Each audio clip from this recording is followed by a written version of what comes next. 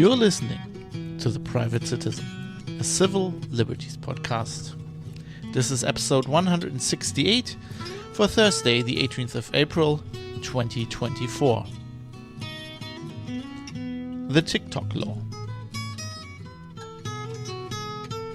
Hello everybody, welcome to the show. My name is Fab. I'm coming to you from Dusseldorf, Germany, where it's typical April weather. I don't know, do they have that outside of Germany? We call this April weather.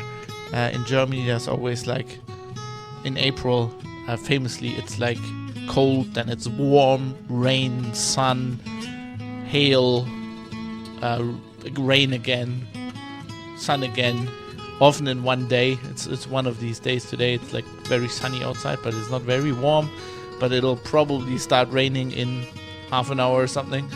It's very windy usually, there's lots of turbulent weather, but it's very good for the plants because they get a lot of sun and they also get a lot of rain. And spring has sprung, and which is also a little bit of a downside for me because that means hay fever season is beginning. Yay! Well, anyway, welcome to the show. Hope you're doing well. And today we're going to do some legislation analysis once again. I'm going to talk about something that I had on the docket for a while. HR 7521, also known as the TikTok law, which is a law in the US that has been proposed by the House of Representatives and is currently in the Senate.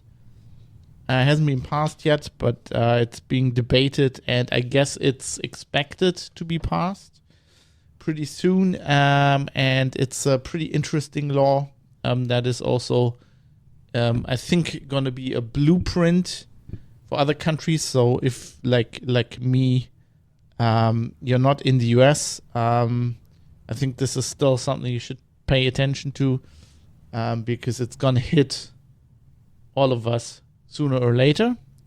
And with that, I think we should get right into the show. As you can tell, I kind of somehow I missed the week. I was a bit under the weather for a bit, and then I had like some work obligations, and then I did like a lot of sports because I wanted to make up for it. And it took me a bit, but I'm back again. Once again, I'm still aiming for one episode a week, but as I said, it's going to be hard, at least for a while, but I'm going to try. I'm going to give my best to bring you episodes. And let's talk about the talk about the TikTok law.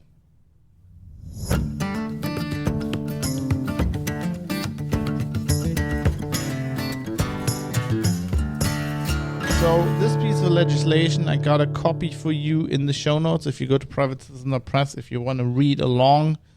If you're watching this on YouTube, you of course can also see it on the screen.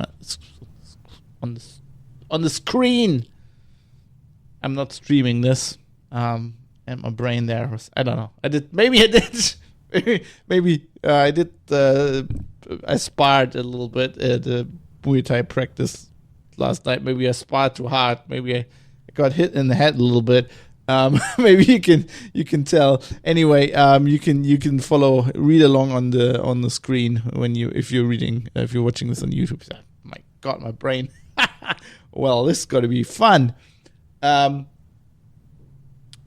this act starts, as any good kind of censorship impinging your freedom legislation would start with the fourth and fifth word in the act are national security.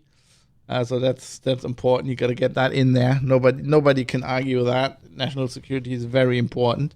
You can justify almost everything with that. It's either these days when there's laws that are kind of bad. These days. There's either child pornography or national security. It's always one of these. They're both classics. National security ever since September 11th. Huge classic, especially in the US. Sorry, I'm just getting my headphones settled on here. I haven't been doing this enough. Not used to this anymore.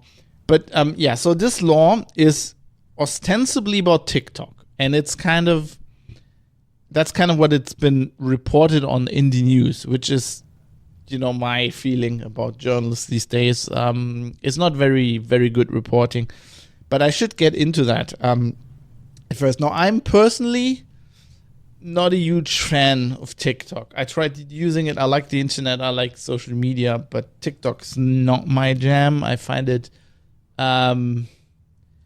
it certainly can be very entertaining, I guess. You can get a lot of information on there. It can be good information, but my problem with TikTok specifically, and that's not TikTok, the website, or the company behind it, or where it originated, namely in China. That's not the problem. The problem is the medium.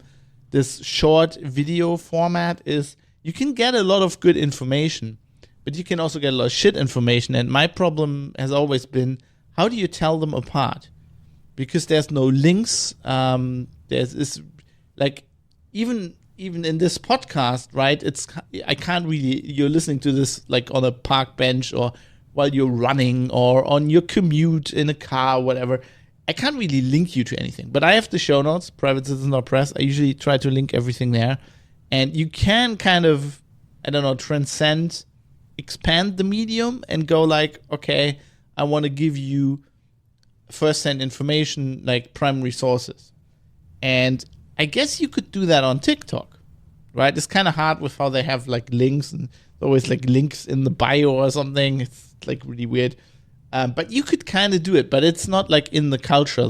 So the problem is not only the medium, but also the culture that has grown up around it is kind of just tell people, things. And there are people who tell you good things on there, and there are people who tell you absolute bullshit.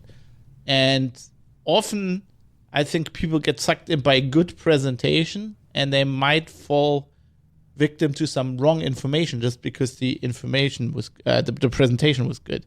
Man, I did get hit in the head too much last night.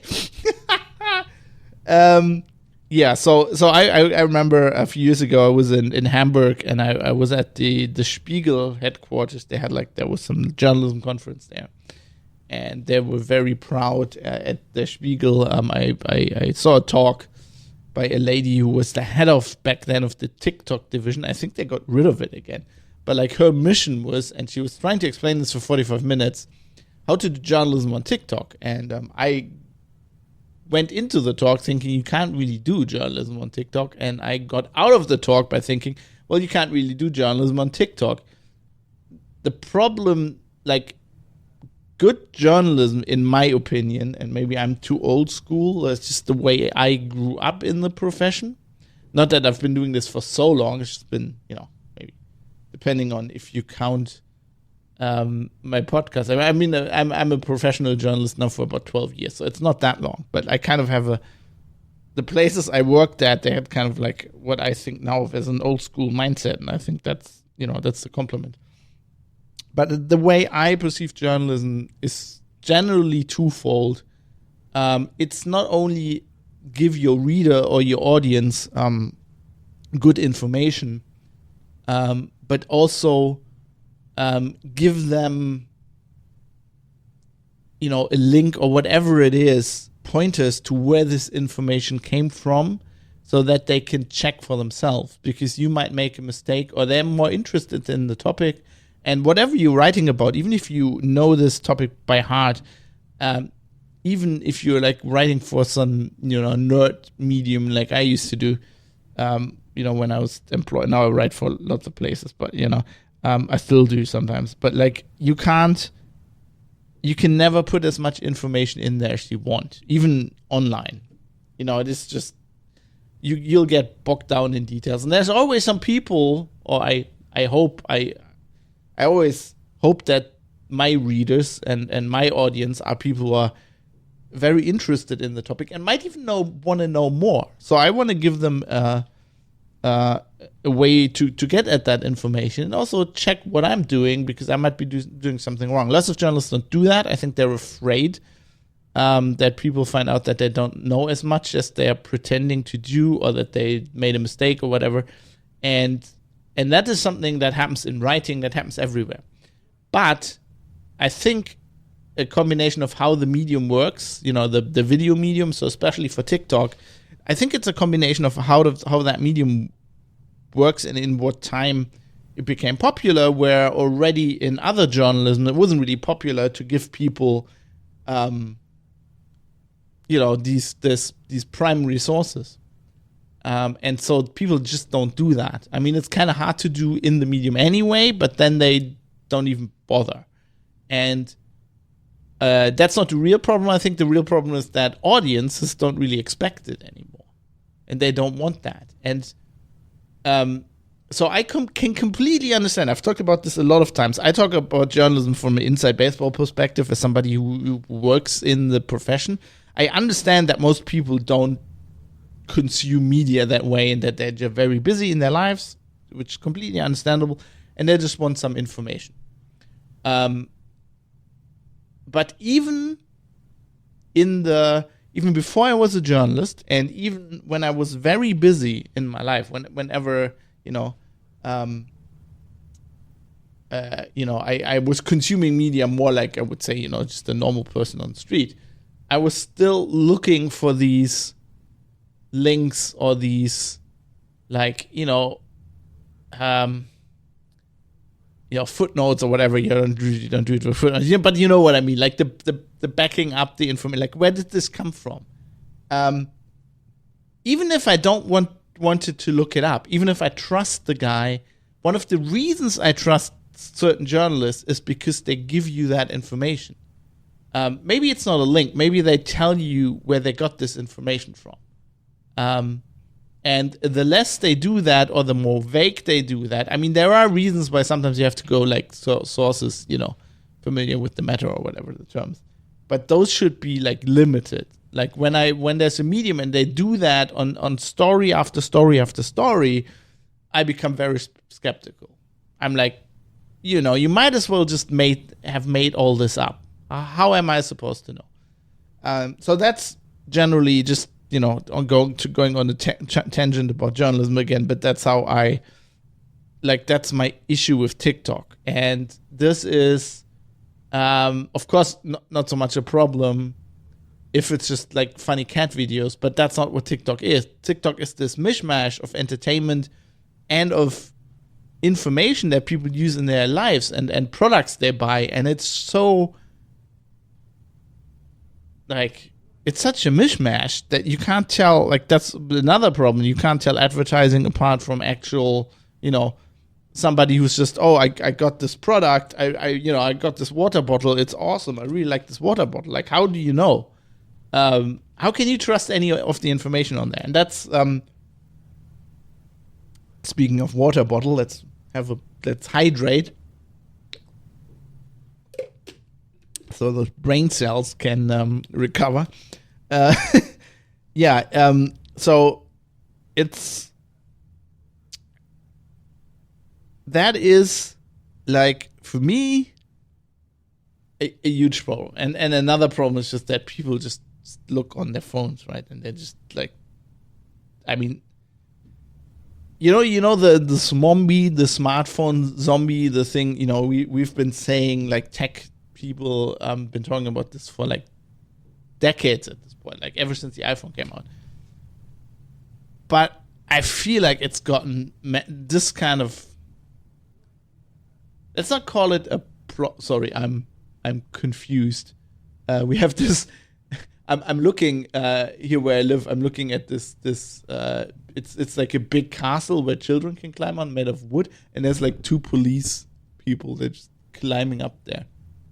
they're just running. I mean, you can tell them now because they have these bright yellow vests they're wearing these days, this high risk stuff. I'm always confused by this. I'm like, are they wearing this so they're easier to shoot? I don't get that. But yeah, so they're climbing around there. That looked very unsafe as well. It was some guy who looked like he was relatively muscular and heavy, but he couldn't really move, and he was climbing up there. But little kids climb up there no problem. But he was he looked like I stopped and I was like, he's gonna fall off and he's gonna fall on this railing and gonna break his neck. But yeah, I wonder what they're doing there. That looks. There's nobody there. It's just these two police people that are just running around. Okay, well, I guess they're not looking for me. Anyway, where were we? Yeah, so the other problem, well, is it a problem? It's a behavior in society. I personally don't, I mean, I'm a nerd. I play computer games all day. I try to limit my phone use, but just because it's like, you tend to, maybe this is just me, and maybe this is completely idiotic. So if you want to, if you have this opinion, please let me know. Private Citizen or Press, contact details are on there. Write me an email or whatever, or on the forum, and tell me I'm totally full of it. But like, I think it's different when you're sitting in front of a computer and you're like, okay, this is computer time. I'm doing like office work, whatever, or I'm playing a game. And then when you're on your phone, you're outside.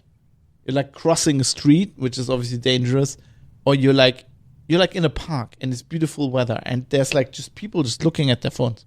And I'm like, why are you even in a park? I mean, I'm a nerd. I get it. If you don't want to go out, if you just want to sit inside, close the blinds. Speaking of that, I should really close these blinds. It's very bright now, the sun. Also, the police. I don't know. Otherwise, they come by and like, what are you doing, Nessa? I'm podcasting. Yeah, but these days they would probably understand that. A few years ago, they would have gone, podcasting, what the hell? So I understand if you're like, okay, I don't want to go out. I don't understand. I'm out. I'm like living my life, but I'm not. Like, there's actually interesting stuff happening, but I'm looking on my phone. It's the same thing like at concerts. I mean, I understand when people film the concert. I can kind of understand that. But some people are just looking at their phone. I'm like, if I was a musician and there were people like in the third row and they're looking at their phone, I would get so pissed off. Or I'm watching a UFC fight and it's like people sitting like in like the people you can see behind the octagon, which is like third, fourth row, which is all these VIP seats, right? So Mark Zuckerberg is there quite often these days, or like new movie stars or whatever. And there's people on their phone. I'm like, why the heck? There's two people beating their face in front of you right now. Right, I understand if you don't like the sport, but if you like the sport, it's the most exciting thing. Like, that's why people watch it. It's the most exciting sport there is, literally. There's two people trying to kill each other in a cage, and you're looking on your phone. Also, you're on like, I don't even know what those seats cost. I don't think you can even buy them. I think you have to be a friend of Dana White to sit there. But like, I don't get that, and I see that a lot. And like, I mean.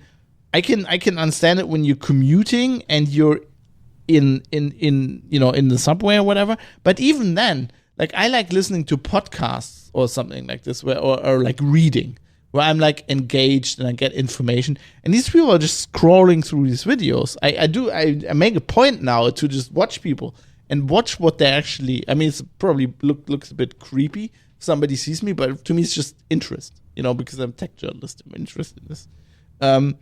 And like the mindless bullshit, I don't even need the whatever they're hearing. I can already see like I've seen it so many videos, and by just the shit they're showing or like how the people are talking, I can tell without them hearing that it's just like it's utter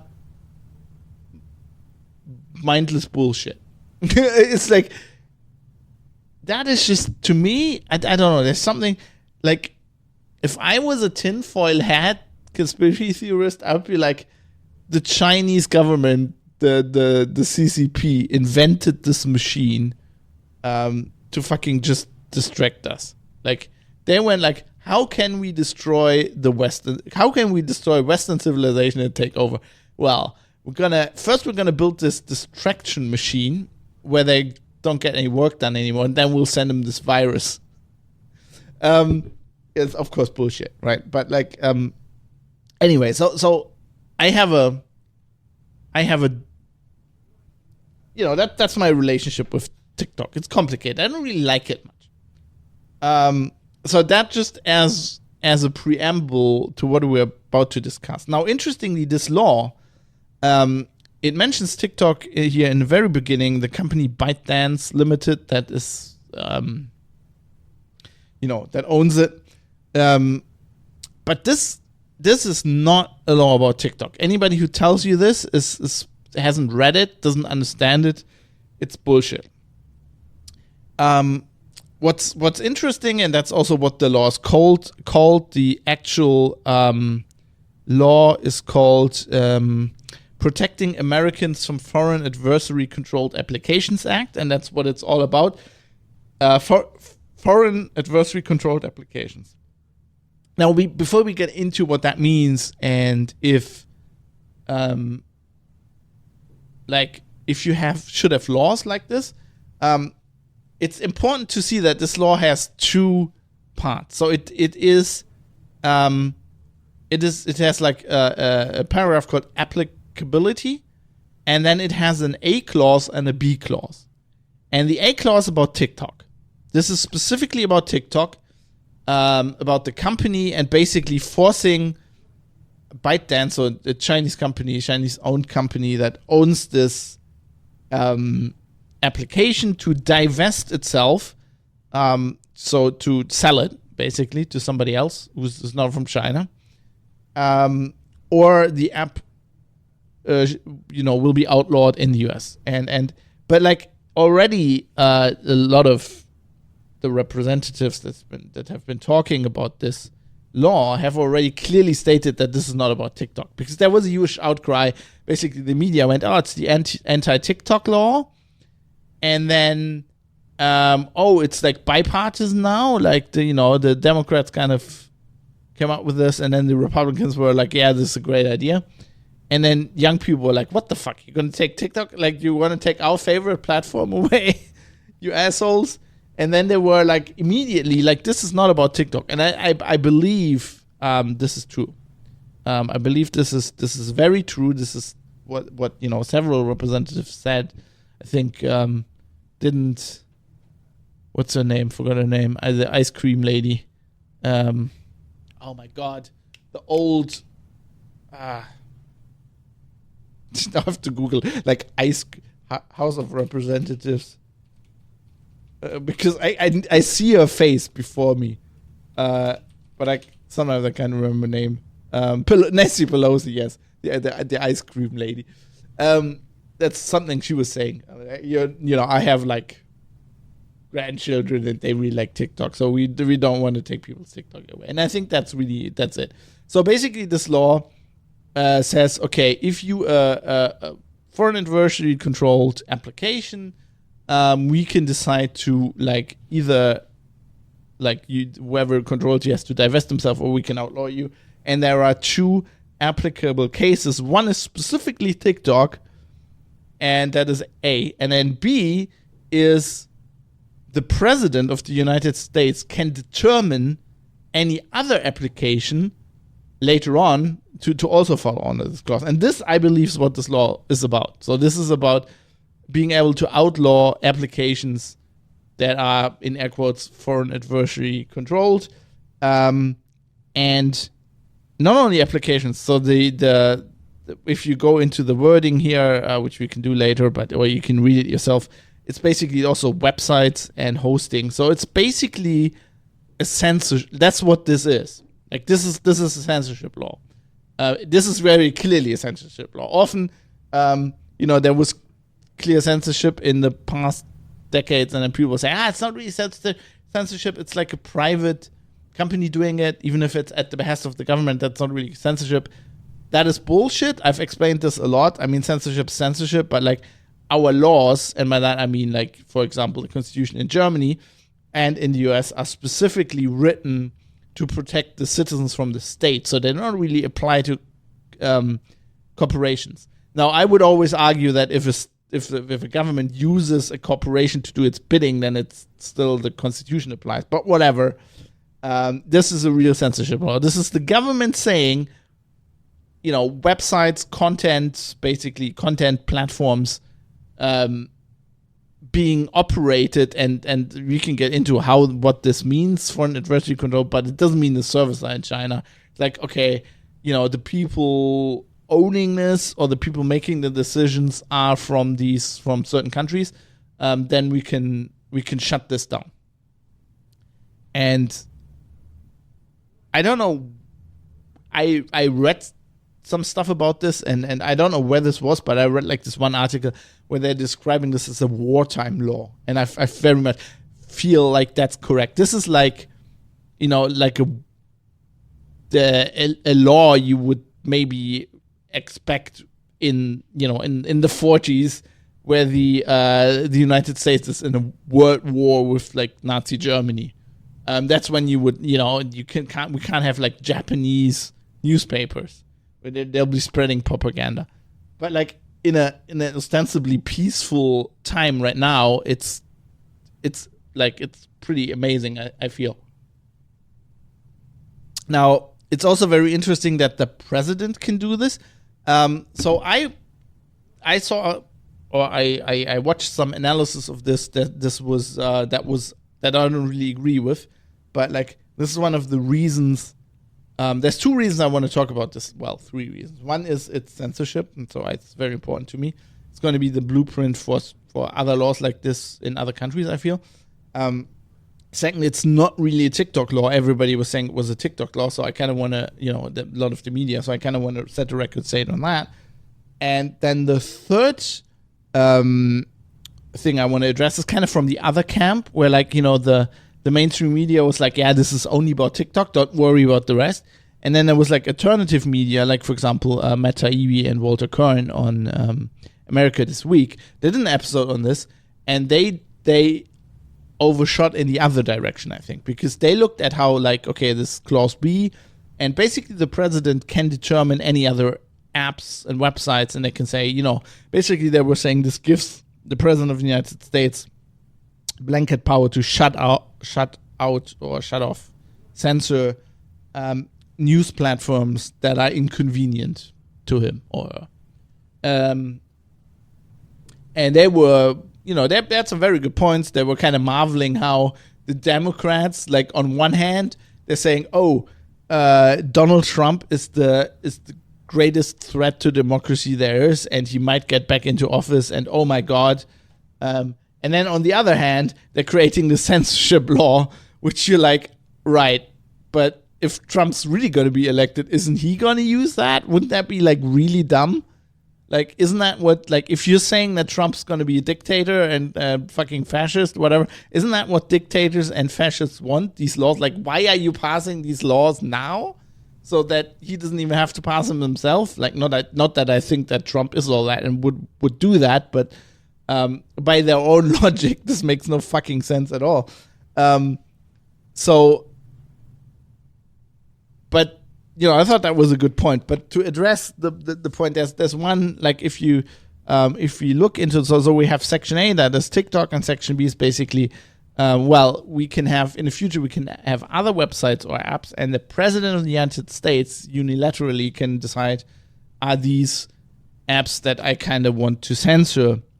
And then we can get into what it means to divest. They have a term here, qualified divestiture.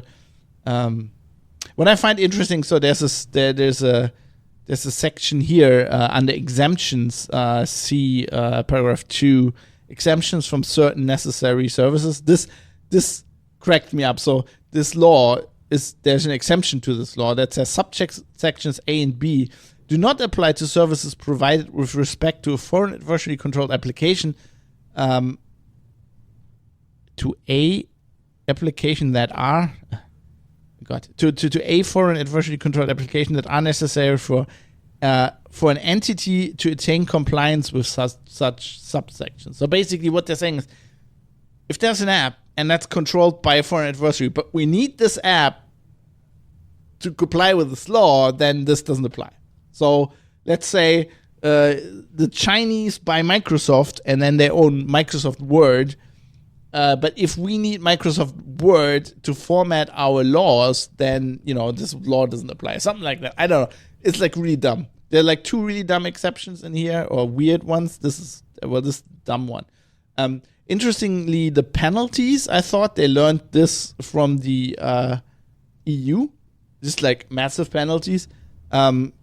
An entity that violates subsection A shall be subject to pay a civil penalty in an amount not to exceed the amount that results from multiplying $5,000 by the numbers of users within the land or maritime borders of the United States determined to have accessed, maintained, or updated a foreign adversary controlled application as a result of such violation. So if we just, I don't know how many adults, I don't know how many TikTok users there are, but like if we just go like everybody in the US uses this who is like of a certain age, if we just go 200 million users, multiplied by $5,000 is $1 trillion. So yeah, they took this like just the nuke panel would like $1 trillion. Then this might also be interesting. Investigating this kind of stuff, like if an application kind of falls under this law, or if the divestiture was correct, or whatever, that does the Attorney General of the US does that. I thought that was worth mentioning. Then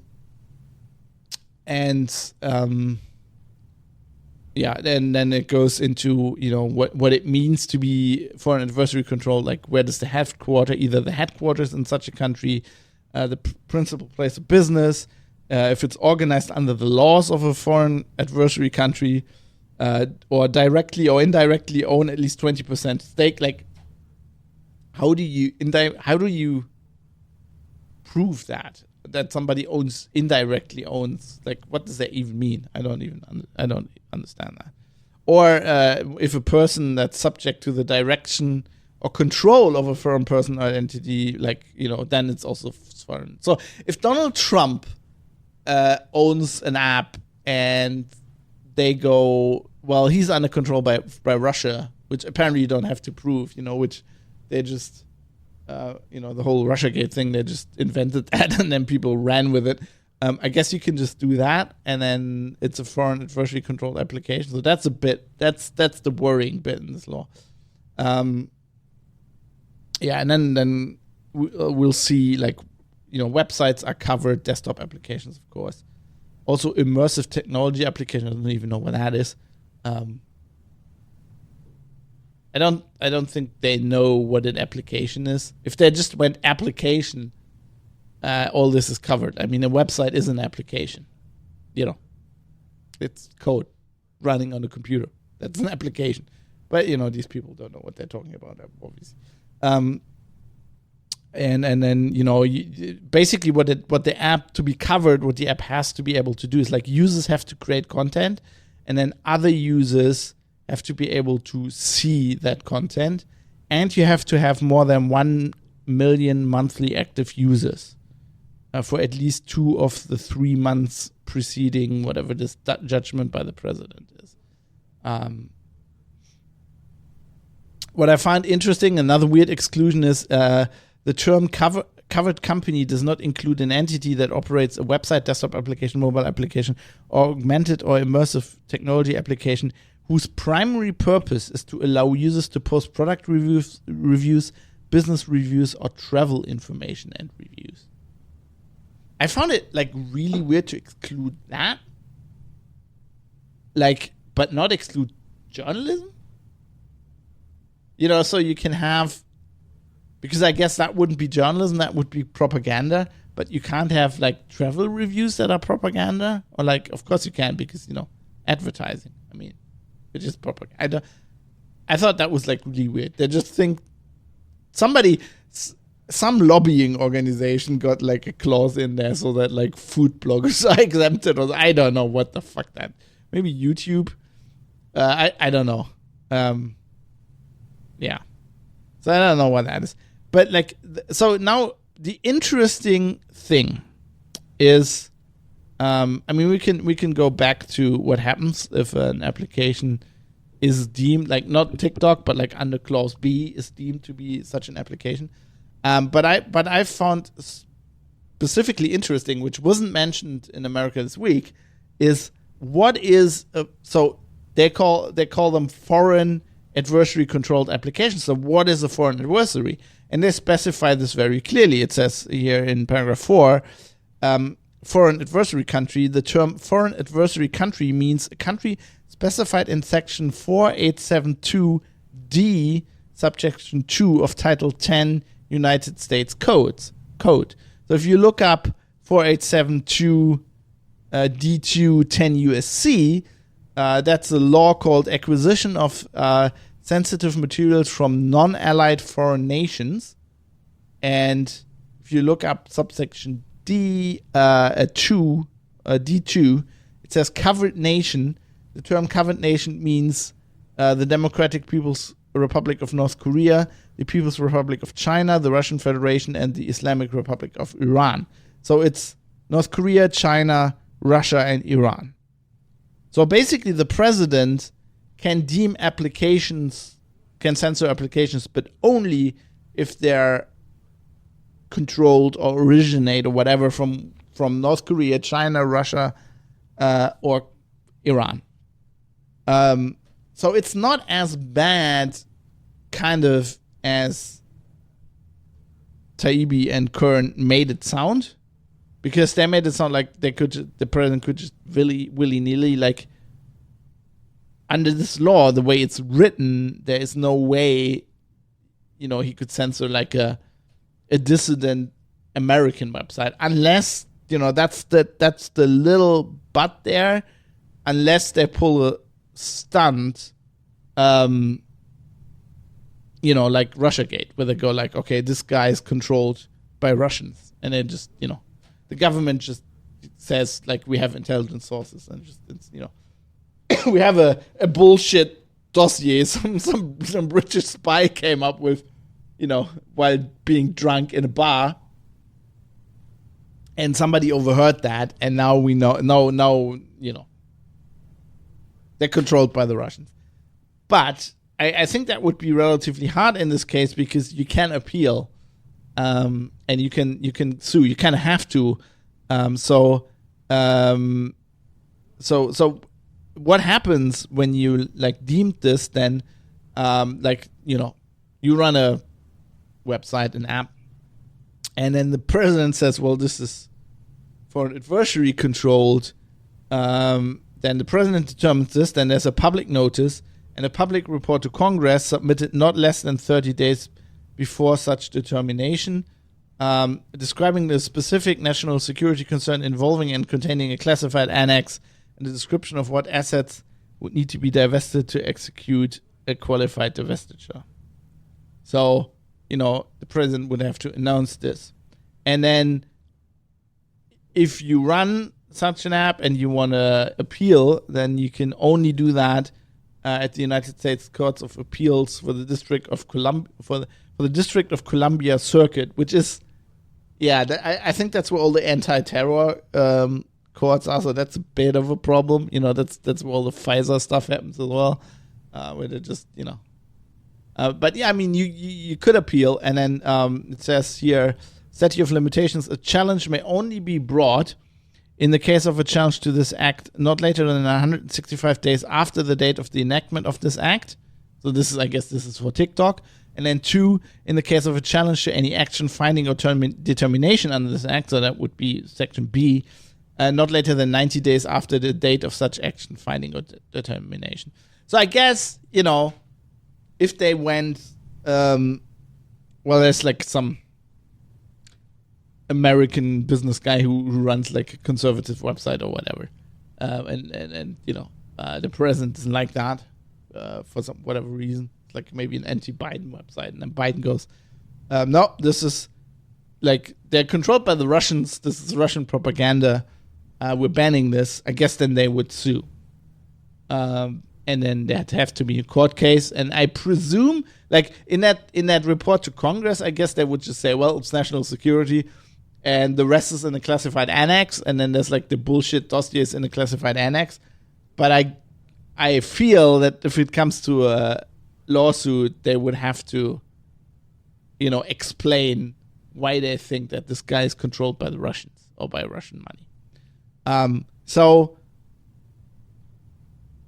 that's my take on this, like, on the specifics of this law. So I don't think it's as bad as some people have made it out to be. That being said, it's not about TikTok. I think the TikTok thing is just a way to get this passed. It's all about that second clause, about giving the president the power to censor websites and applications from certain countries. I think if they would have to expand that list, they would have to change that law. So that's, I don't think, that easy.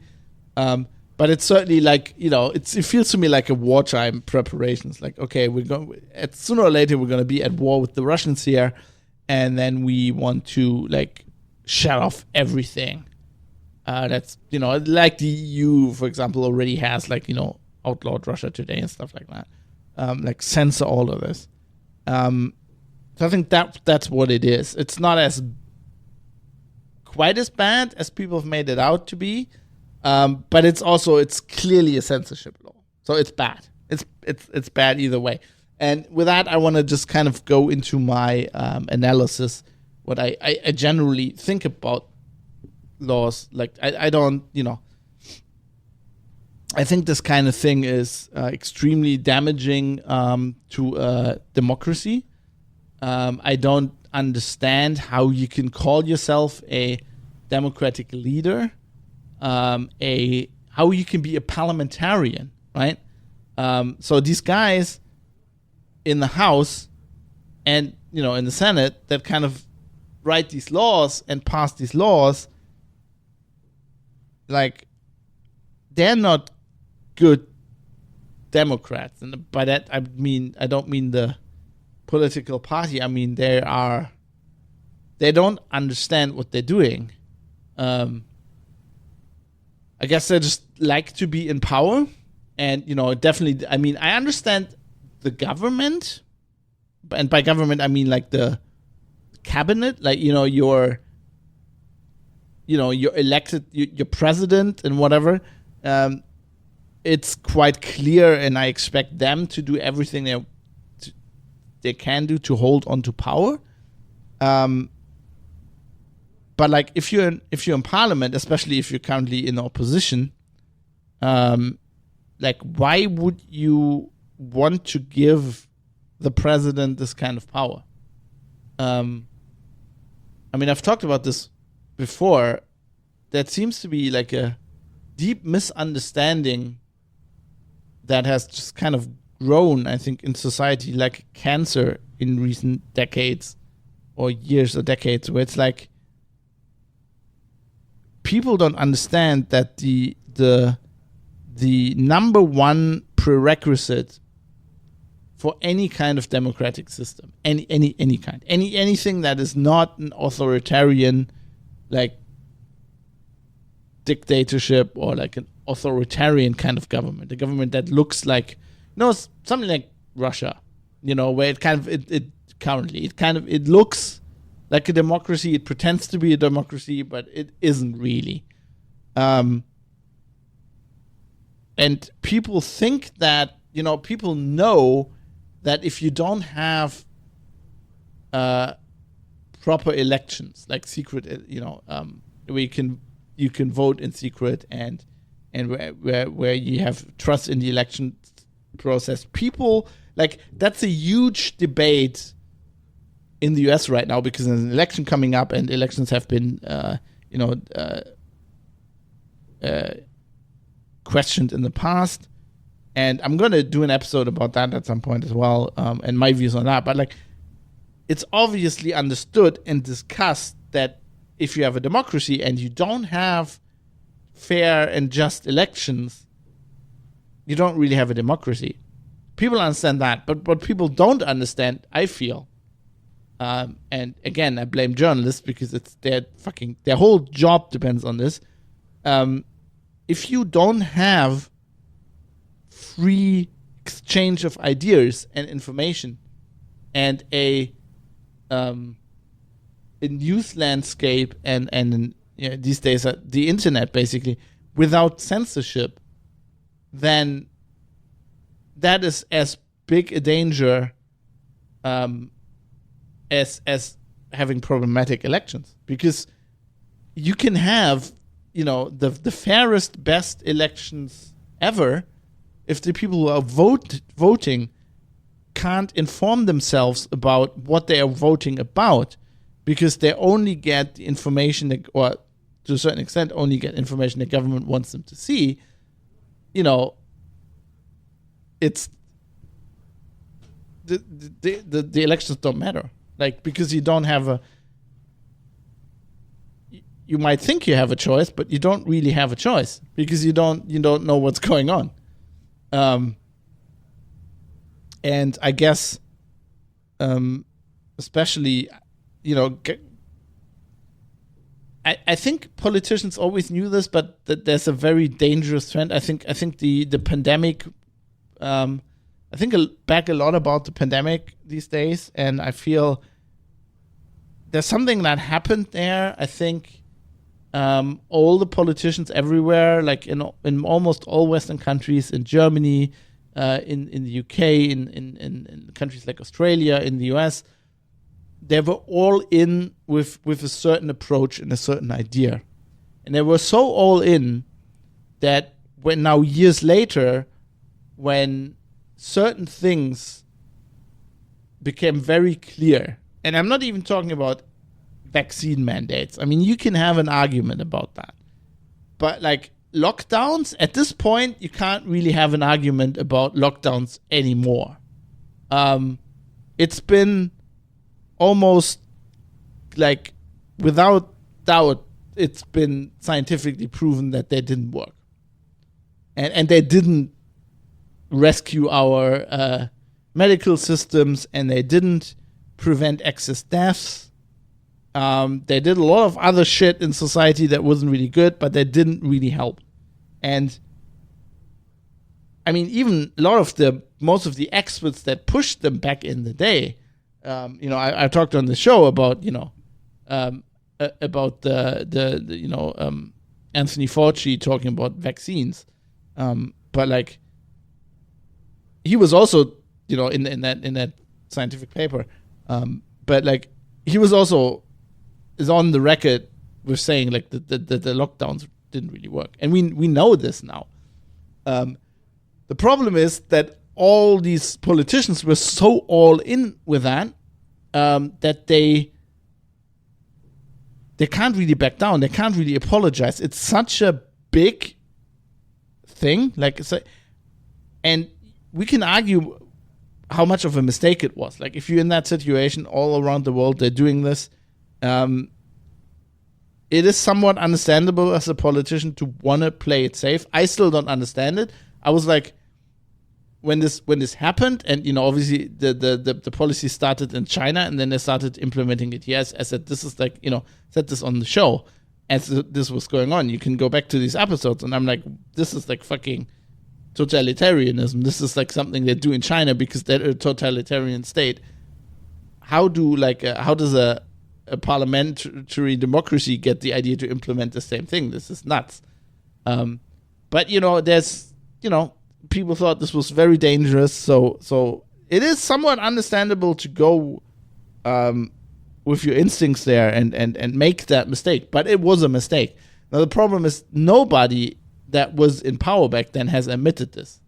The governments, Angela Merkel's previous government, the Trump government, the Biden government, the government in the UK, in Australia, they haven't admitted that this didn't work. It's kind of like trickled out in the press, but it's like, it's like these people made a mistake and they were so all in that they just can't afford basically the truth coming out. And I feel that this was kind of a turning point for a lot of our democracies, because this is when people who thought they were doing the right thing, they were in power, and a lot of these politicians are still in situations, I mean, Biden's still in office, and there's still people who are in the government in other countries or in parliament or whatever.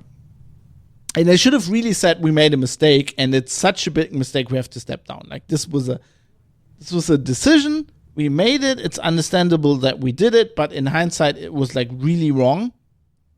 And like people didn't want it. Like the people who elected us didn't want this, and you know, it's been made public all the problems this has created in you know, in schools, in education, people who've like depression rate that went up, like people who killed themselves, all this kind of stuff, all this like really grim and regrettable stuff that happened in societies, in our societies. Like this was a mistake. We made a mistake, and really, as somebody who's a self-conscious and somewhat, you know, humble, which no politician is, but like, you know, in a perfect world, these politicians would have said, well, we made a mistake, and it was such a mistake. I really don't want to be in a government anymore. Like, you know, I ran the government at this point. I made such a big mistake. I'm stepping down. I'm doing something else now. But nobody did this. And their approach was, instead of admitting that they made the mistake, kind of like memory holding it. Like, you know, putting it under the rug, like trying to hide it. And I feel this is this has somewhat started a dangerous trend that hasn't stopped since the pandemic, and you can see it in many situations. Like in Germany, there is no really, like, Germany is the second biggest provider of military funds to Ukraine, and we're a country that has a constitution that says, you know, Germany should never again get involved in war, in wars in other countries. Now, it says in there there shouldn't be any attack wars, so people kind of, you know, it's not an attack war, they're defending themselves. But really, if you read that constitution, you go like, well, I have a little bit of an understanding of history, right? This was written because we fucking started 2 world wars, right? We started World War I because some Austrian asshole nobody cared about got shot in Sarajevo, and then the German government went, well, if you want to go to war, here's carte blanche. Like the Austrians, you know, used to be Germans. You know, you wanna go to war, you wanna mess up, I don't know, the British or whatever. We're with you. Like whatever you decide, just give us the word, and we'll just, you know. And then there was this horrible war, trench warfare, chemical warfare, fucking, you know, tanks facing horses. Sabaton did a great album about, you know, the Great War. Listen to that. Just horrible shit. And then we did it again. You know, then even worse, second time we were like, oh, let's take over all of Europe. Let's get Poland first, then the Russians, let's get the French, let's just fucking, you know, until it ended with nukes being dropped on Japan. And then we didn't even stop, really. I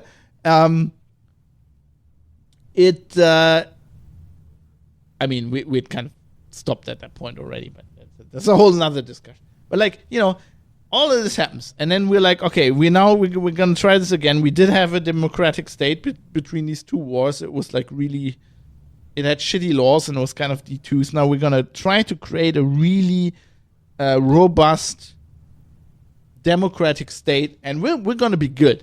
And then, you know, if you understand this historic context, you understand this constitution is meaning we have no business. We killed like what, 8 million Jews in concentration camps. We fucking gassed people on an industrial scale, right? This whole thing was so horrible that Germans as a nation really have no business being involved in war. You can have an army, you know, you can defend yourself. It's a Cold War. You know, if the Russians come over the border, you kind of need tanks, you kind of need soldiers, but we will never go into foreign wars. And then they started watering this down. Oh, it's Iraq, whatever, you know. I mean, even in, you know, Iraq, well, I think the second time we weren't really involved, but, you know, in the Balkans, we already started with the shit. In Afghanistan, then Iraq, you know, Schröder said we don't want to do this, but now we're just like the biggest the second biggest financer of war machinery in the world right now. Well, at least in that war in Ukraine, the current war. And there's no discussion about that in Germany. Like, if I talk to people on the street, because I'm an interested guy, and I talk to all of, I'm a journalist. I like to talk about people. To people. I like to hear about, their daily lives, their work, whatever. And if they want to talk politics with me, I talk politics with people in cafes, in bars, anywhere.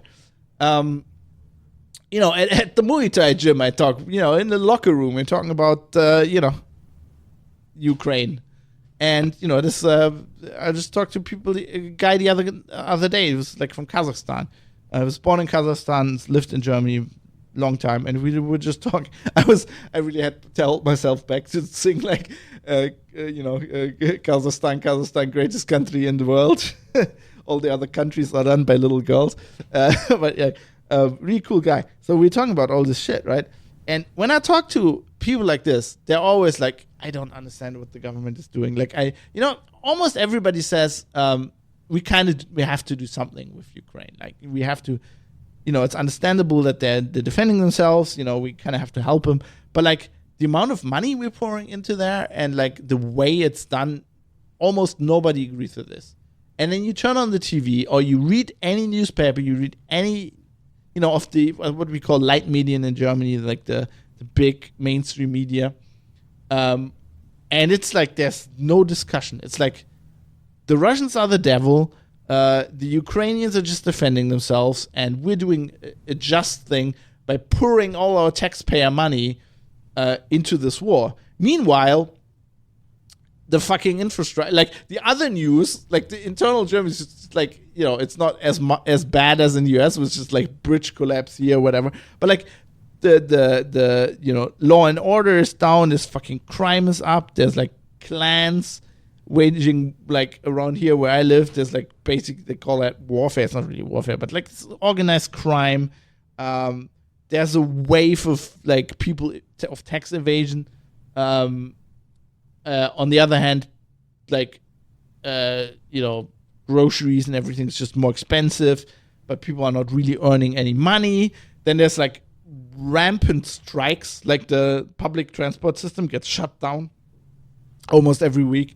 There's like the national rail strike, then there's this local, like the trams are shut down, the buses are shut down because everybody's like, I'm a fucking bus driver, I have 2 kids, I can't pay for their food, I need more money. And, the infrastructure's collapsed, there's like bridges collapsing, the autobahns falling apart here, like, and it's like this, in the news, it's just like, yeah, 100% support Ukraine. Like, why the hell's... And then there's, this is all falling apart. And the media is not connecting that at all. But like normal people you talk to on the street, anybody you talk to, they connect that, right? But the problem is that, for example, the question of... I mean, we're a democracy, right? There's no discussion being had between the political parties, and we have more than 2 in Germany. There's no party, for example, really that goes, well, we don't want to finance this war, or we want to scale that down. Nobody says that.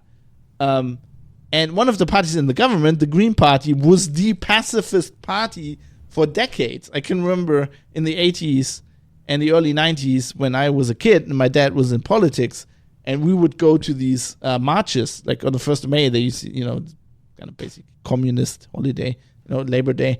They used to have these marches, and the Green guys, they would always have, like from the Green Party, right? They would always have sunflowers and like little peace signs and like these stickers with like the peace stuff on it, and there would be like police, that protected like the demonstrations, because of course there was right-wing people there and whatever, and they would be there like with assault rifles, right? And the Green people put like flowers, like literally like in the fucking 60s, they would put like flowers in the barrels of the rifles, and they were like peace, and Germany should never ever like get rid of all the manufacturers, weapons manufacturers. And now they're all like, yeah, Rheinmetall fucking I just looked this up. Oh god, I have to to look this up. I wrote a story on my Substack the other day, and I looked up like Rheinmetall, which is it's like one of the biggest weapon manufacturers in Germany.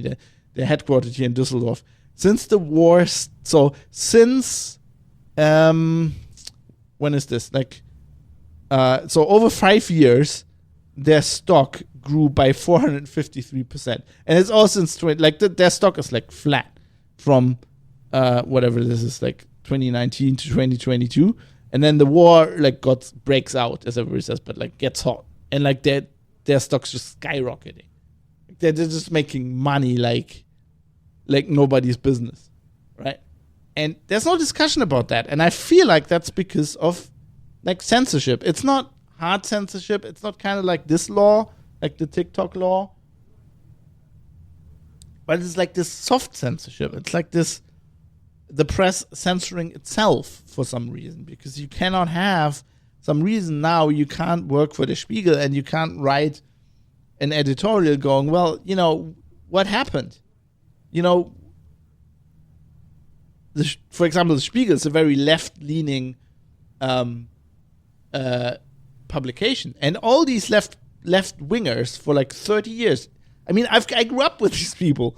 My dad was was in the Social Democrats, right? All the people around me, maybe not from school, but like from my parents, they were very left leaning people. Like my mother was full on like hippies in the early late 60s, early 70s, like actual 68 generation fucking hippies, and my mom's still like that. Don't get me wrong, but like all of these other people, all the like people I know people personally, because I used to the party my dad was in there. They would once a year they would go on holiday, like the whole in Duisburg, the whole Social Democrat, like all the people with their kids would charter a plane and fly to Greece or whatever, and there's some people there that I know from there that are now in federal politics, that are actually now in the Bundestag. And like these people used to be like pacifist as hell, like these left-wing people, just, no war, peace and understanding on the whole globe. And these are the people now pushing for like Rheinmetall to just crank out fucking tanks and howitzers and ammunition and go like full on, industrial military complex and just go to war. Just like fucking, as long as we're not like, as long as our kids aren't involved, just give them hell. Just give the shit to the Ukrainians and rain down hell on the Russians. It's weird, and I feel like a lot of that is because there is no public discussion about this, and it gets shut down. Like it's one thing that this wasn't in the media, in the light media, in the mainstream media, really, but it's this kind of discussion. A few years ago would have been had on Twitter, right? And on social media. And for example, this is one of the problems I have with TikTok as social media, because this kind of discussion isn't really happening. Or Instagram, it's all about, look at this nice bagel I had for breakfast this morning. So like we are like literally 2 steps away from fucking nuclear war, right? I've this article I wrote. I'm gonna link that in the show notes. I called it "World Targets and Mega Deaths" because I adore the movie Doctor Strangelove, and I put like the image of Buck Turgidson in the war room. You can't let them see the war room, or the amazing line, gentlemen, you can't fight in here. There's no fighting in the war room.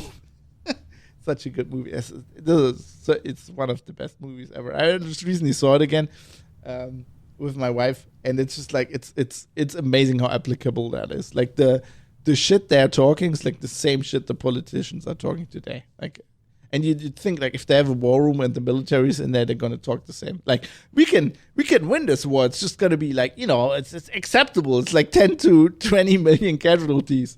It'll be all right. But we'll have won. Like we've killed the Ruskies. It's so cynical, and just the movie's so good. But anyway, like I'm I was thinking about this. This is why I wrote this article. Like, ever since I was a kid, and I was born in the early 80s, ever since I can think, like, I remember, like, in the late 80s, before the whole, I wasn't old enough to, like, intellectually understand it, but I understood that there was an existential threat and that everybody was worried. And one of the reasons everybody was so worried when Chernobyl happened, when I was a little kid, and everybody freaked out, was like, they freaked out so much because of the radiation, because everybody was fucking scared and had been for decades about nuclear weapons. And everybody was very afraid of that. And I remember I recently listened to, I don't know, Joe Rogan was talking about this on his podcast about, like, he's obviously older than me, so he's got more, he understood this intellectually back in the day, but he was talking about something that I already also felt. I didn't really know why, but I understood it. When the Berlin Wall fell and the Soviet Union collapsed, everybody was like, fuck. The whole world was just like breathing out for a few years. Everybody was like, oh, this is going to be great. Like, we're on the way now to, like, the Star Trek future. This, like, the threat of nuclear wars is gone. Now we have to worry about, like, asteroids hitting the Earth or whatever. But, like, we can probably make this without, destroying the human race. And that is all gone now. Like, we're now right back to, like, fucking 1964, whenever the Cuban Missile Crisis was. And I actually do think that the threat of nuclear war, and I'm not a fearmonger. You should know this if you listen to the show, but I honestly believe that this has been as close as we ever gotten to nuclear war since the Cuban Missile Crisis. I wasn't alive back then. I think the Cuban Missile Crisis was probably worse, but this is also bad. Like, this, Ukraine is, like, we're one, 2 steps away. And people don't understand. It just takes a mistake. Just, like, fucking read the Wikipedia. I don't know if this page is still that good, but it used to have, like, a really great, like, just a minute-by-minute rundown of the Chernobyl disaster. Or watch the miniseries, like the Chernobyl miniseries. And just, like, the humans just make mistakes, and they just compound. And you just need a bad day, and shit can go wrong. And, there's stuff in play, like the Russians have this perimeter system, like this, automatic, and the Americans probably, I don't know if they have something like this, but, like, the Russians had this during the Cold War. I'm pretty sure they still have that now. I'm still pretty sure it's in place. It's like a system where when their command center would get nuked, they would launch nukes automatically, right?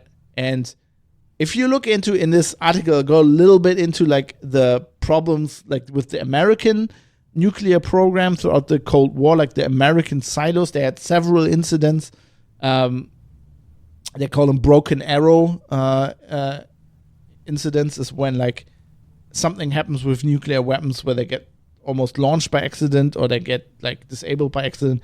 But there were several, like, the U.S. Air Force has official documentation where they explain that several times during the Cold War, they were so close to an inadvertent nuclear launch that they didn't know they could stop, that they would park a truck on the nuclear silo, on the off chance that when the rocket launches, like these Minuteman rockets that are in these silos, like, they open, like, there's like a concrete slab that's on top of the silo, so so you could nuke the silo and it would probably not be fine. But, like, there's this concrete slab, and they would park a truck on there because when the missile launches, this slab opens, slides to the side, and they were hoping that so they parked the truck on there in neutral, without a gear in it, and they were hoping that the truck would fall down the hole into the silo and disable the nuclear rocket. At the point, when when they launch, they're not armed. They just, in case the rocket explodes on launch, it launches and it gets armed. So they were hoping that the truck would disable the rocket. But that was like a last minute, like that was like a Hail Mary kind of thing, right? Where if you can't stop the launch. And they did that several times. So if you read this kind of shit, like you get like really, really afraid. And I feel like wrapping back to democracy, and I think these kind of laws and this kind of censorship is incredibly dangerous, because politicians, like, democracy is a very fragile system, and everybody makes mistakes, and politicians make mistakes. But if the system doesn't work anymore, if there's no press to write about that, and to, like, nobody holds these politicians accountable, they will just, ignore that they make mistakes. And that's what's happening a lot these days, I feel. Like the internet had a potential, I feel, and I still think it has it, to liberate, you could almost say liberate mankind, like help our democracies, give people the means to understand what is going on and affect real change. But I feel that we're currently in this like reactionary period where journalists saw what was going on, and politicians saw what was going on and perceived it as a danger, and are trying to kind of put the genie back in the bottle, or kind of, neuter this, like, social networks and people being able to communicate with each other, kind of behind the back of the press or whatever, like not being beholden to just the press, being the sole arbiter of, like, basically judging if politicians do their job well. And yeah, that is a real problem, because one of the things that happened is that the press saw this as well, and they felt threatened by the internet, because they were like, oh, now we're like, as a journalist, you do not have a lot. You usually don't get paid, especially if you're a good journalist. Oftentimes you don't get paid well. You just have a shitty job. You have shitty hours.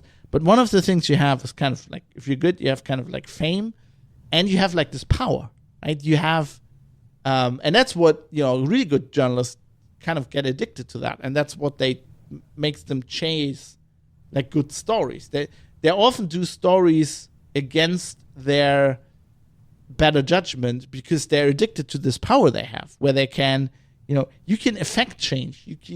You are the one who are holding the powerful people. People have more money than you. People are more influential than you, but you're holding them to account. And the problem is the press saw that this didn't, like, the internet and normal people in the streets threaten that. And instead of getting better, they're now trying to stuff the genie back in the bottle, and kind of are in league with this unholy alliance with these politicians. And instead of helping them, instead of helping the public uncover the shit the politicians do, they're helping the politicians kind of fight back against the public.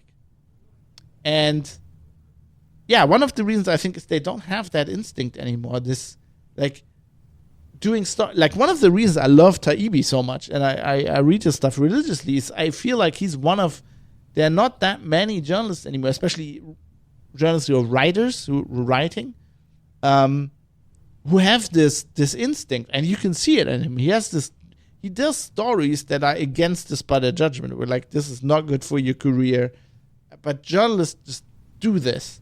And another thing, maybe it just occurs to me, because that podcast I listened to, that I quoted Rogan from earlier, he was also talking about journalists.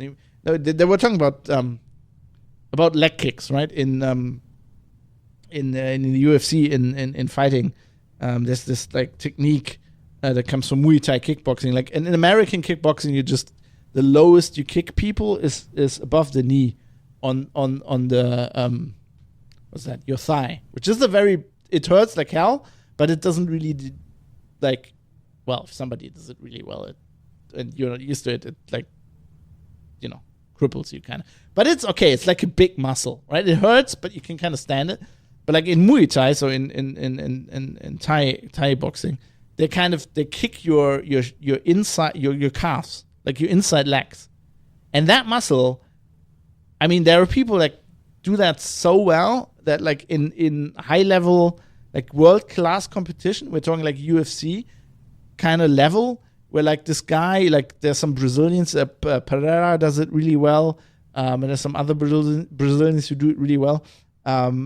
They will kick the other guy so hard that there's like maybe 1, 2, 3 leg kicks, and they can't use their leg anymore, right?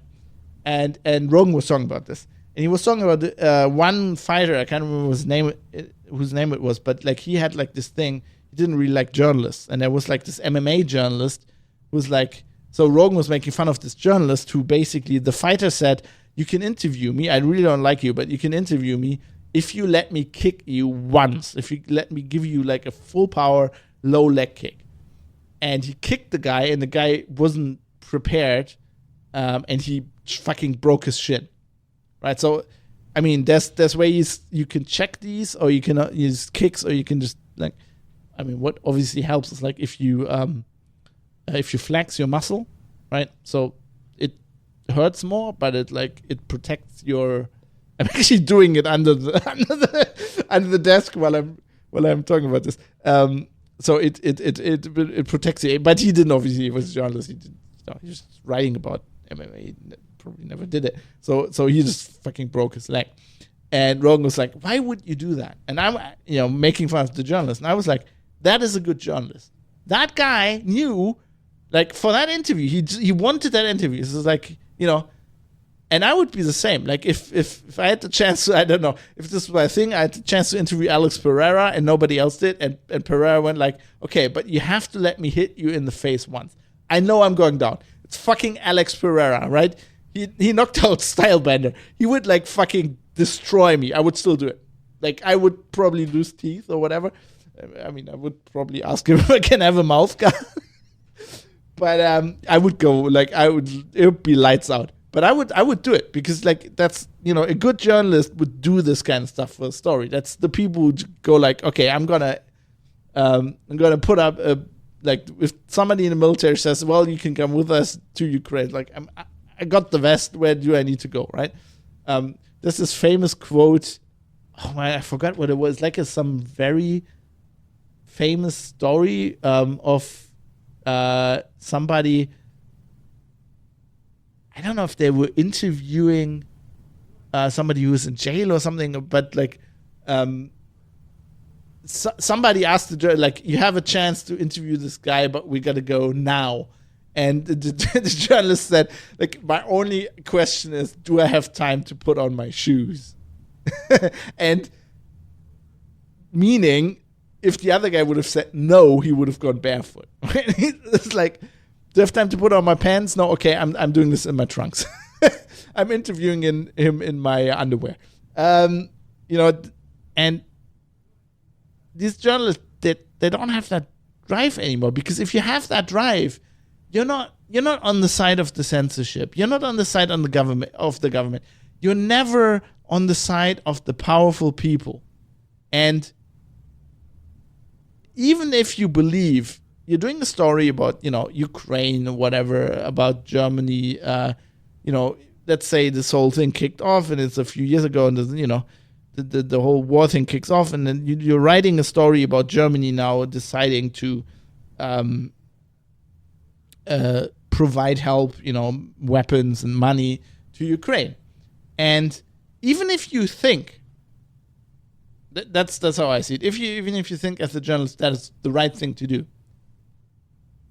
if the people in power are telling you that's the right thing to do, even if you believe that yourself, if the government goes, that's the way I am. That's the way my brain is wired. That's the way, when I started in journalism, I had a very good editor-in-chief, difficult person in many respects, like the good ones always are.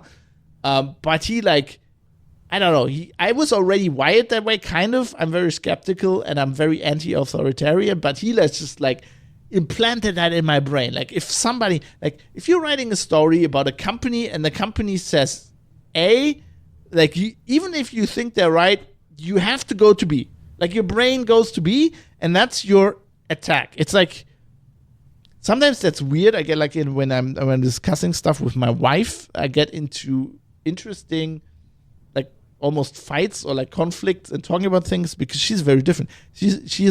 So this is the difference between a journalist and a scientist. A scientist should go, I have a completely open mind.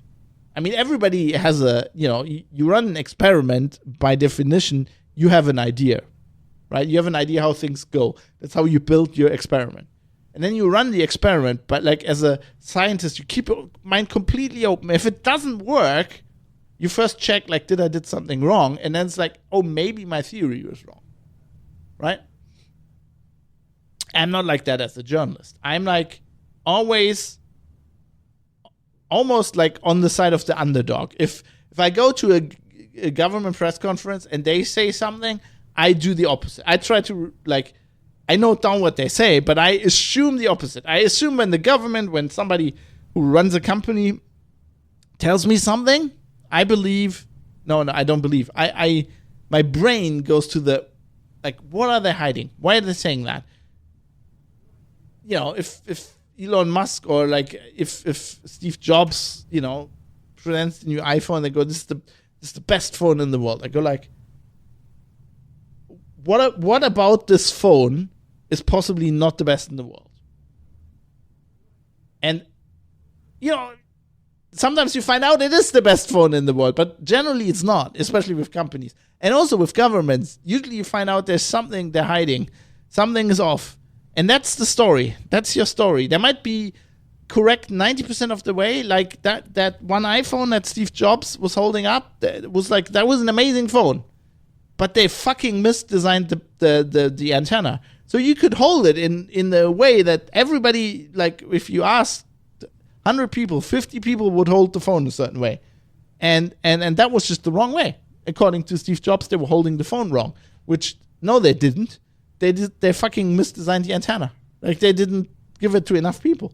They would have figured out that most or a significant percentage of people hold their phone in a way that fucking shortcuts the antenna, which makes a smartphone fucking useless. Right? So that's your story there. You don't believe Steve Jobs when he says this is the best design phone ever. You go what's the design flaws? And yeah, people, that's, to me, that is the general problem in society. That's not only a problem with journalists, but it compounds everything. So when politicians, they pass laws like this, which are clear censorship laws, I mean, there's another point. It's not like as a journalist at that point you got to go, well, I take the opposite position of the government and that's where I'm researching from. It's also a censorship law. And as a journalist, you should know that even if there was a way in which we're at war with the aliens, it's like fucking, the bugs are coming. It's like, I did get hit too much in the head. Everybody's shouting at me with that movie, Starship Troopers. It's like fucking Starship Troopers. We're at war with the bugs, right? So, maybe in an I don't believe this is ever the case, but let's say for the sake of argument, this censorship law is at this very point the net best for society. It would actually help us. Even at that point, as a journalist, a censorship law is for your job, what you're doing is the worst thing ever. It's the most counterproductive way ever. Your job is to find out things that people don't want other people to know. You're right? So this just makes your job harder. So you should always be against censorship law. So I don't understand all these journalists who think the Twitter files are not a big story, or censorship that happens by companies is not a big story, or this is not a big story. Censorship is, for journalists, censorship is always a big story. And I also think that extends to, that is not so much inside baseball, because in a democracy, you depend on accurate information to vote. If you can't get that information because there's censorship laws and journalists can't do their jobs, or if journalists are shit and you have to do your job yourself, you have to find out stuff yourself because you want to know what's going on and you want to vote accordingly. It's it's obviously not good. And then the other thing is like it's hard to justify. Like there's almost no if you're operating in a society that assumes, we're living in a democracy and the democracy is working, and we want to keep this democracy, and we don't want totalitarian dictators to come to power, then it is obvious that any kind of censorship law is counterproductive. Why? Because if you look at any fucking authoritarian dictatorship, the first thing they do is censorship. Why do you think they do that? Right? Because they need to hide their fucking mistakes and the stuff that doesn't make any sense. Right? So if we in the West, we sit here and we look at Russia and we go like, it's laughable that they pretend that that's a democracy, and it's obvious that Putin's whole regime depends on censoring the press, everybody. It depends on the voters not being able to vote correctly and them not knowing what's going on. And then we go, hey, shouldn't we have more censorship here so that the same thing doesn't happen here? What? Like, shouldn't we have the opposite?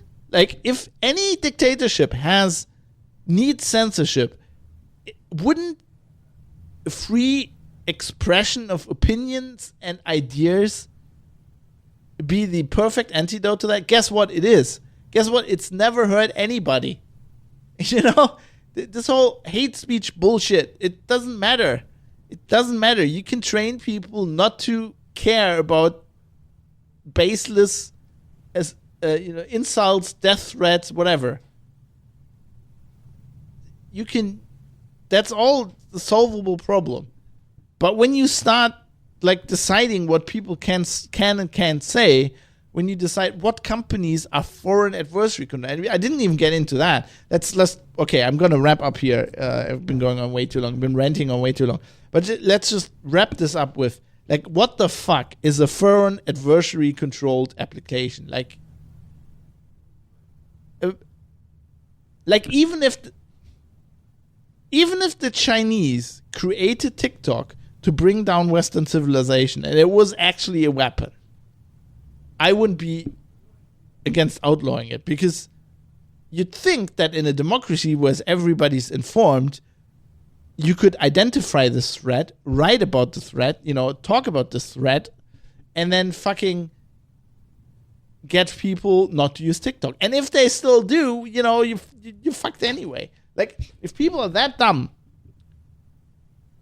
the democracy wouldn't work either. But that is exactly the problem. I think, I'm a very pessimistic person when it comes to people. I generally think, I almost, I have this like dilemma that I've never really understood. It just took me 40 years of my life, and I recently just understood this. On a personal level, when I'm at a party, when I meet somebody, I like almost everybody. Like, somebody really needs, somebody needs to be extremely dumb or like a really an asshole for me not to get along with them. At least like on a party level, to find some common ground. They might be politically completely opposite me, but like I usually find some common ground. I find something like, if they're like, if the person's like a raging feminist who thinks like we should change all the language and all men should have their balls cut off, I can probably get along with them based on, what about hiking? Do you like the Alps? Do you like the sea? Do you like snorkeling? Whatever. I can almost, on a personal level, I can find common ground with almost everybody. But then on a general abstraction level, I think people are idiots. Like, a group of people are just idiots all the time. There's like no time in my 40 years on this planet where I've seen like 10, 15 people together and thought, wow, they really made a decision that transcended all of the individual members' intelligence, right? Like, people are idiots. Like, they get swayed. Like, some guy comes along and talk nice and he sways some people. People do, especially men, because, especially young men, because of testosterone shit, like of our hormone balance that we have, like do this the dumbest shit. Like young men, like if they think they can impress a woman, they jump off fucking buildings. Like they do the dumbest shit you've ever seen. Like almost like a large percentage of Darwin Awards are just like young men who think they're invincible because they have too much testosterone and they just want to fuck, basically. So like on a group level, I always think like humans are dumb, but like it took me a while to understand this, that this is not a contradiction, right? That people often, when you talk to them personally, you can get along, but then and you get faith in humanity because you think, oh wow, this person is from a completely other background. I don't understand what they did, but like they play this sport, which I always thought was dumb, but then they talk about it and you're like, wow, that's pretty amazing. And the thing they're doing, like I wouldn't want to do that, but that's pretty cool. Like that's amazing. But then on a societal level, you just look at humanity, you go like, people are so dumb. Like, yeah. So when it comes to like this kind of thing, right? This I mean, you want to call it a dichotomy or whatever, is like it creates a very interesting problem. Because like what does it even matter if an application is like,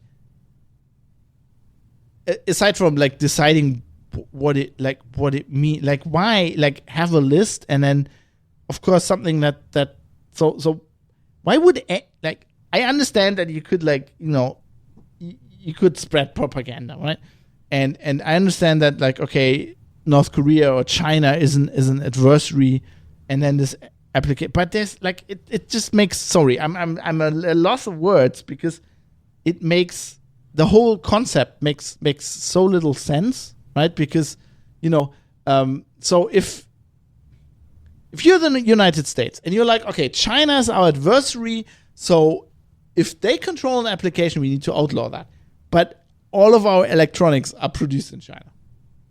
Everything, like all the clothes we wear, all the electronic, everything, all our cars, and not all the cars, but all of that, like the technology that powers all of our infrastructure is produced in China. But like these applications are like, what?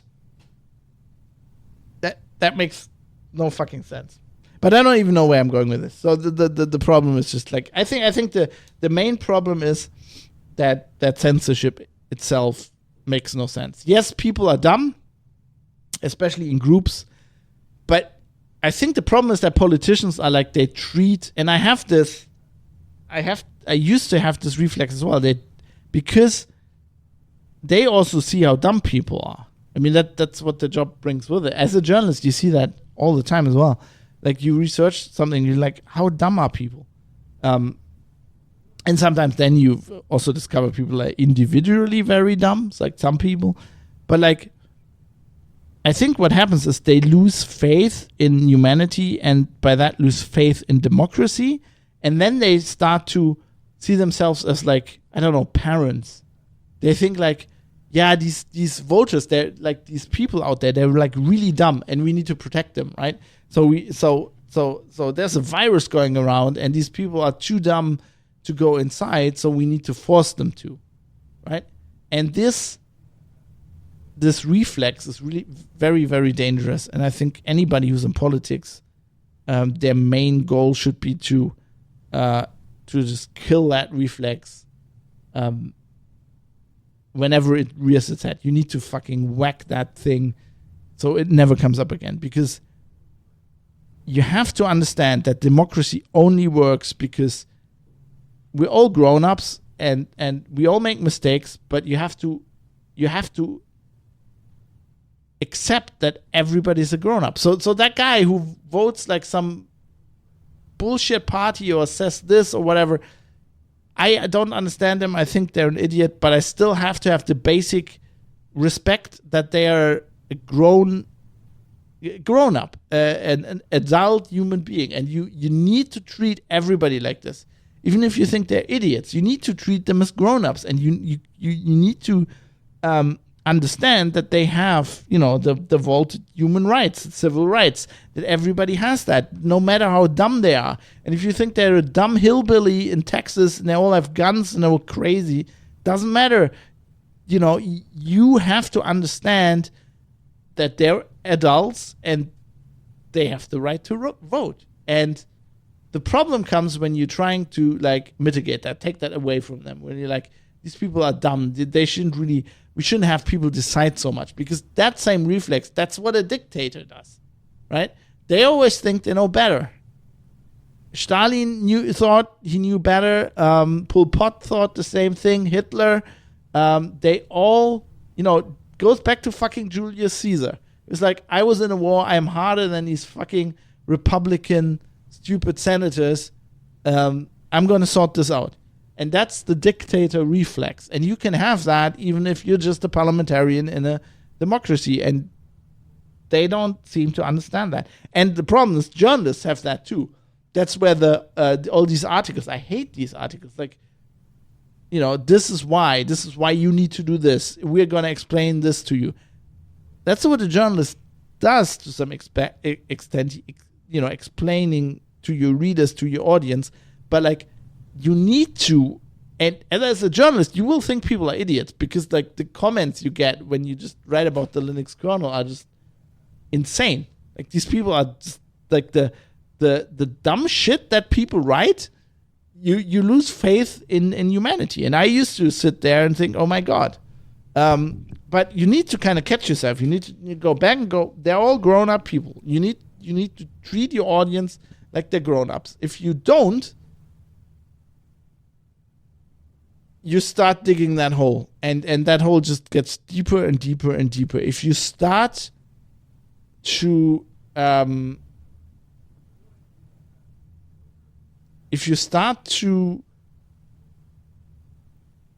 treat, it's the same. If it's your audience or your voters, if you start to treat them not like adults, it's over, because that's it. That is literally our whole democracy. I'm not being crass here. That's democracy out the window. That's the basis for democracy. The basis for democracy is everybody has the same rights, and everybody is allowed to decide, and they're allowed to say what they think. And it doesn't matter how dumb they are. It doesn't matter how misguided they are. They might think that aliens are real. They might think that, rich people get together and they drink the blood of virgins. They might think that, Karl Marx theories could be implemented reasonably. They might think that Hitler had it right when he invaded Poland. It does not fucking... Okay, that's in Germany, that's the problem, but I've also talked about why I don't think that's a good idea. But, generally, you have to accept that people are dumb. Otherwise, this whole system falls apart. And that is the main thing. That's where it all starts. When you think... And that's where censorship comes from, right? Censorship is the impulse. If we assume well-meaning people, we don't, let's not assume that they're actually dictators. But if we assume well-meaning people, it's the impulse to want to protect people who are dumb or not well informed from information, which they can't process anyway, right? It doesn't matter what the actual research says about this vaccine. A vaccine is a good thing. So, that's what journalists do as well. It's so we need to protect these people. We can't really we can't tell them what the actual research says, because then they might get the wrong idea. Right? They might start drinking bleach. Like that. If you're at that point, democracy has lost, because if you do that, or if you're a malicious dictator who wants to get into power, keep power, and just like basically hoodwink the people, you're doing the same thing. It's the same process. And the laws you're passing for that one reason can be adopted for the other reason. You're fucked. At that point, you're fucked. We're all fucked. Right? Once this law is passed, even if it's not as bad as it could be, once this law is passed, we're all fucked. Well, not all fucked, but they're fucked in the US. But we're going to be fucked as well, because they're going to go, oh, that law is a good idea in America. We need this as well. We can't have the Russians. We already did stuff like this in the EU without passing laws, really. We're just like, like outlaw Russian TV. Because, can't have people hear the Russian propaganda. They can only hear the Ukrainian propaganda.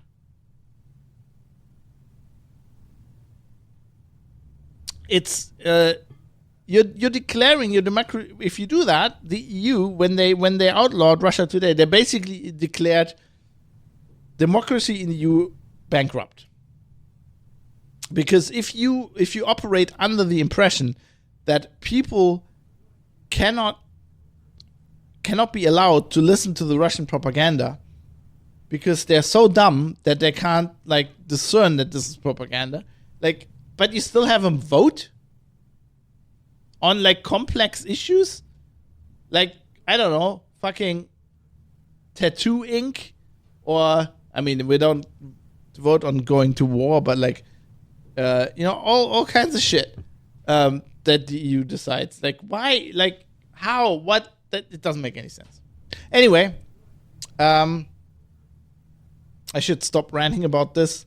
And I said we're fucked. And this is also pretty much the feedback I got in regards, on the forum, in regards to the previous episode.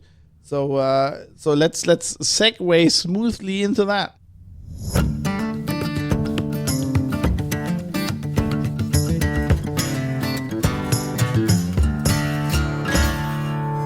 So on the previous episode, I was talking about the death of serious politics and this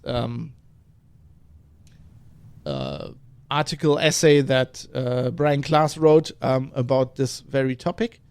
And I had Yevgeny Kuznetsov, who writes in a lot, had a very well-argued but also very depressing point that I think I just wanted to read out verbatim. So, and this kind of applies to today as well.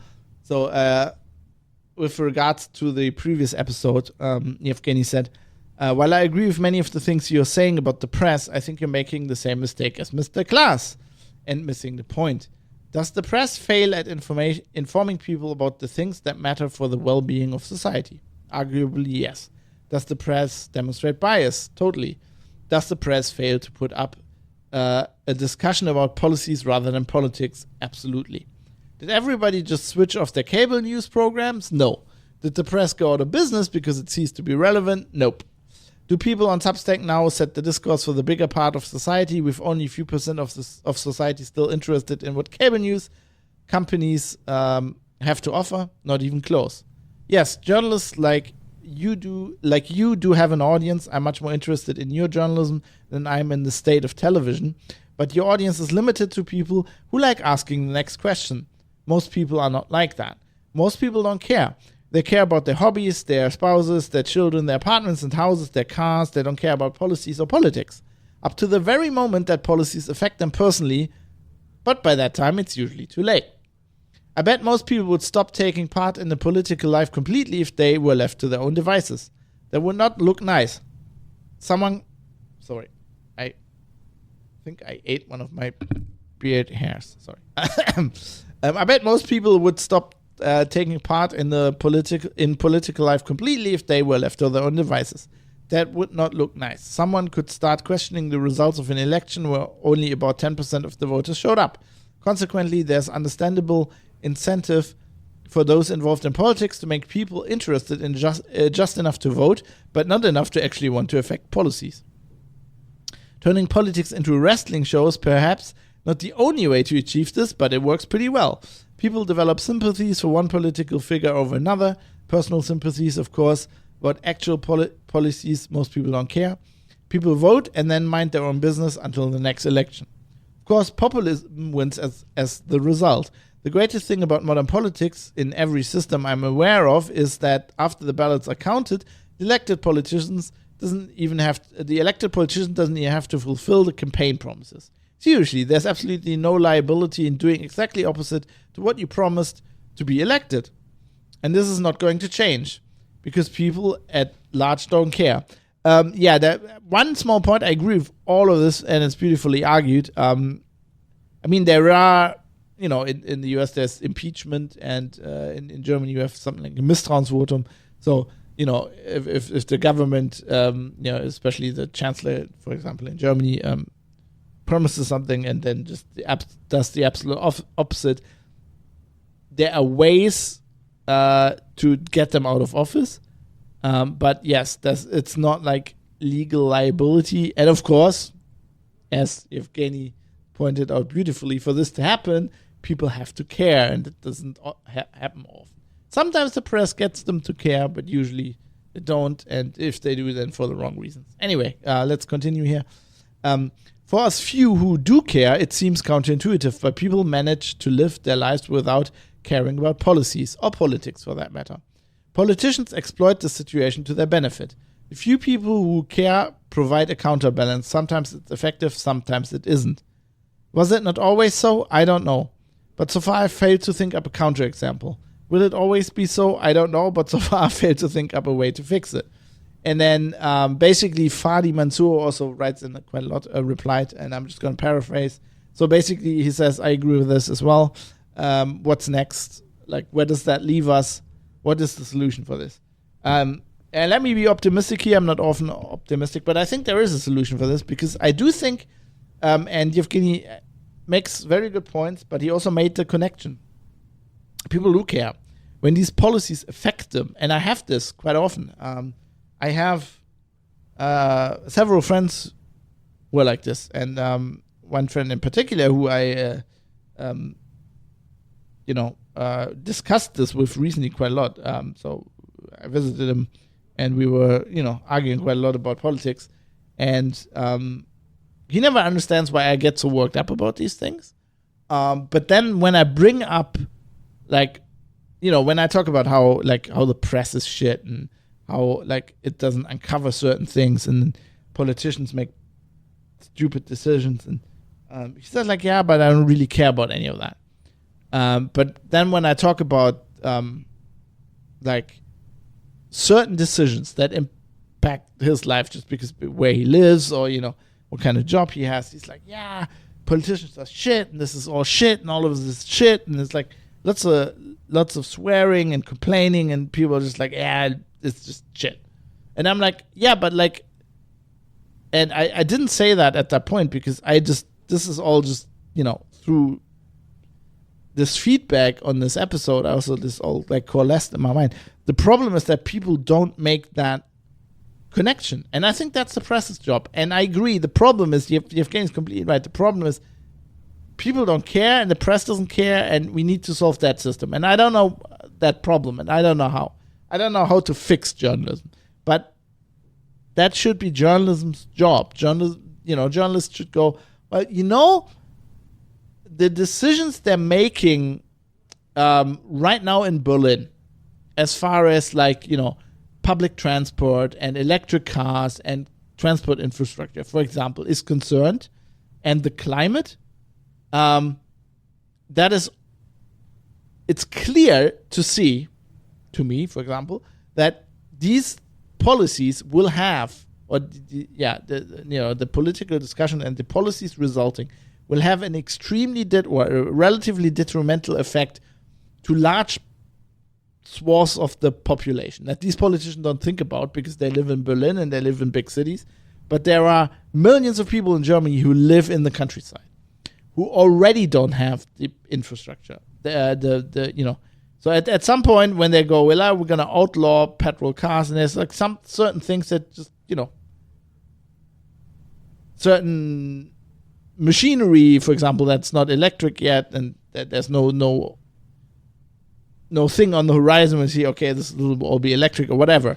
Or like, the alternatives that are public transport that are never going to reach these areas without, at least not in a way where it's comparable to having your own car.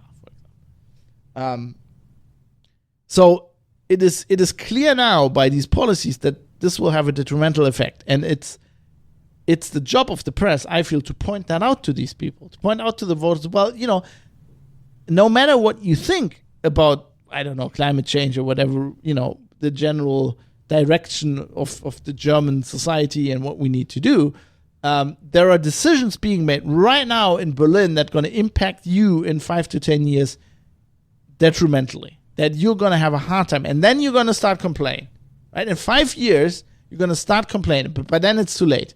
But then we've turned our whole ship of state around. The economy is going to be geared that way. It'll be 15 more years to turn this all around.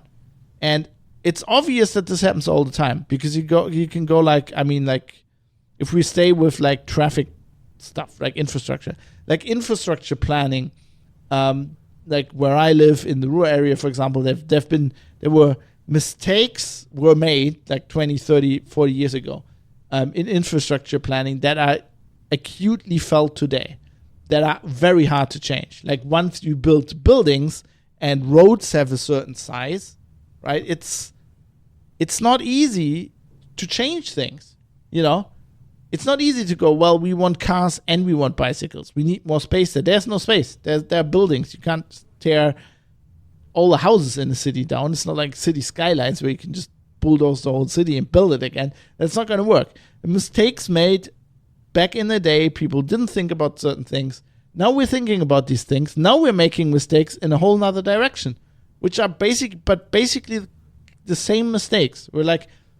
We're not leaving flexibility. We're going all out on one thing. And then maybe it's going to work, but if it's not going to work, we're going to be fucked again in 15, 20 years. So people are not learning from these mistakes. So there is a way, if people connected that in their mind, and if you talk to people like this, who are I don't care about this. And then I'm but you just said you cared about that. Yeah, I care about that. Yeah, so you should care about politics because there's stuff that's been decided now that's going to come back down to bite you or your kids, right, in a few years. It's going to come around. And if you don't care about this now, this is how democracy works, or it doesn't work. If you don't care about this, it's going to feel... I don't know how to solve that. But I think that is the core. That is the core. To get people to understand that. And I don't know if we have to do that in school, or what we have to do to get better journalism, to get a financial incentive. But I guess Yevgeny's right. You can't fix that with fixing journalism. You have to fix people, right? It's like a hen and an egg problem. The people have to be interested enough in the proper kind of journalism for that to then flourish and become more dominant. So I don't know. I don't know if I made sense there. I don't know. But I feel like that is the beginning. It's not, we can't just go, people just care about their normal lives and that's okay. I don't think that's okay. We can't accept as a society that that's okay. Because we don't think that's okay. We see things in everybody. Nobody ever in a democracy went, oh, I'm fine with everything. I'm fine with the way the country is run right now is perfect. Nobody ever said that. Right? So there's always something you would like changed. And I think maybe we just need to educate people better how democracies work. And that you have to pay attention to politics. And then maybe if that happens, I'm really, it's never going to happen. I agree with Evgeny. He's a Russian. He knows. The Russians know. They've had shit, disasters. Then they had fucking Stalin. Then they have Putin. They know it's never going to get better. But I'm gonna be optimistic here. If we get that change, like if we get people like educated that they need to be interested in that, then we have a beginning. Then they start analyzing journalism, and then these people are not serving us correctly. Like these people are not giving us the information they need. And I understand this. So I understand this will never happen for the majority of people. But like what I'm so dismayed, I live in a bubble, right? All my friends, everybody I know, basically, unless, when I go somewhere, like now if I go, now that I'm doing Muay Thai, there are a lot of people there that didn't went to what's Gymnasium, the highest level of university in Germany, right? There's a lot of people who, there's some, but like there's some people who have just like not that same level of education.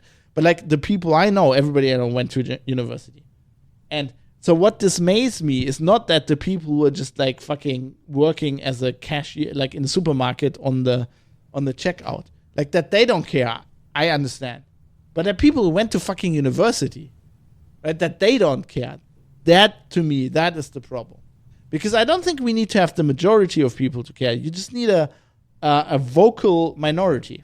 Like if the intelligentsia, if they are smart enough and they realize this and they demand better journalism, we will get better journalism, because journalists cater to these people generally, because they also all went to university and they fancy themselves writers and artists, whatever, movie makers. So they generally can, I think the core problem is there. We need to start there. Like if like the most educated people in your society don't care and they just scroll through TikTok all day, that's the problem. I think that's where we need to. How? I've got no fucking clue. I'm out on that one.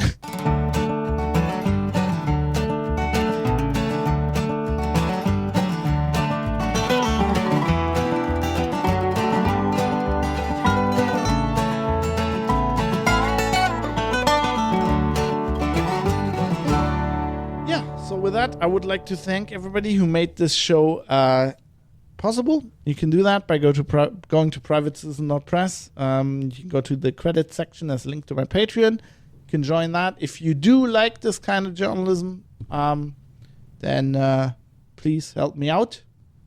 Because God knows I can eat the money. I just paid 3,000 euros to have my fucking motorbike fixed. Because my that the alternator blew on the highway, and that was painful. Anyway, thanks to everybody who's helping out. I would like to thank executive producers Butterbeans, Jaroslav Lichtblau, Michael Mullen, Jensen, Rizal, Sandman616, Circle Terran, supervising producers Avis, Bennett Piata, Dave, IKN, Crunkle, and Tobias Weber. Producers Andrew Davidson, Astral C, Cam, Captain Eckert, Dirk Didi, Fadi Mansour, Florian Pigorsch, Joe Pozo, Mr. Amish, RJ Tracy, and Robert Forster. And associate producers Jonathan, Johan Sonen, Kai Sears, Ricky M, Steve Hose, and Vlad. Also thanks to Bytemark for providing brain cells. Brain cells, man. Don't get kicked in the head. It's not good. Keep your guard up, people. Learn from me. Keep your guard up. Thanks to Bytemark, their cloud hoster from the UK. They provide the bandwidth and the hosting for the show. Couldn't do the show without them. Yeah. And I think that's it for me. I'll try to be back soon. I'm probably gonna do another episode on the Twitter files. That's on the docket. We need to get that done. But I'm gonna play us out before I leave you here with a song called "Somebody to Love" by Tage, Tage, T-A-G-E. I've got no clue. There's a link in the show notes. I really like them. They're kind of like, it's a kind of 60s rock pop kind of song. I kind of really enjoyed it. And yeah. See you soon. I hope we get through all this shit without nuclear war. And maybe some people will start caring about policies at some point. Until then, Immediate directive immediately. All other priorities have been rescinded.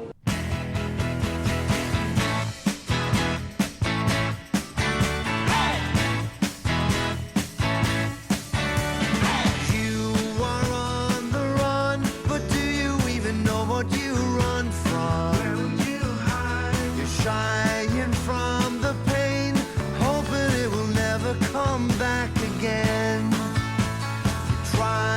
Trying new, 'cause life is always knocking you over. Time and again. And I'll be here for you, I'll be by your side when you need a friend. If you want somebody to love, remember that you will receive as much as you give. When the world is letting you down, you know that I will always be by your side.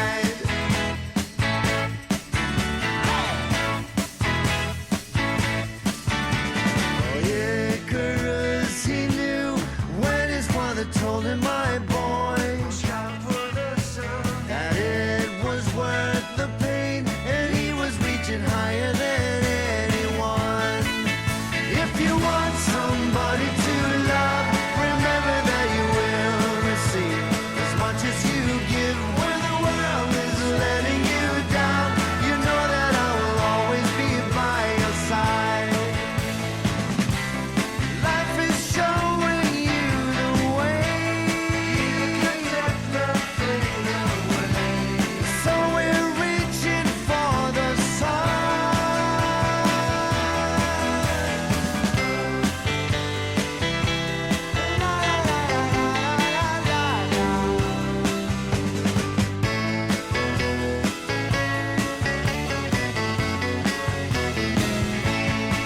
And if you want somebody to love, remember that you will receive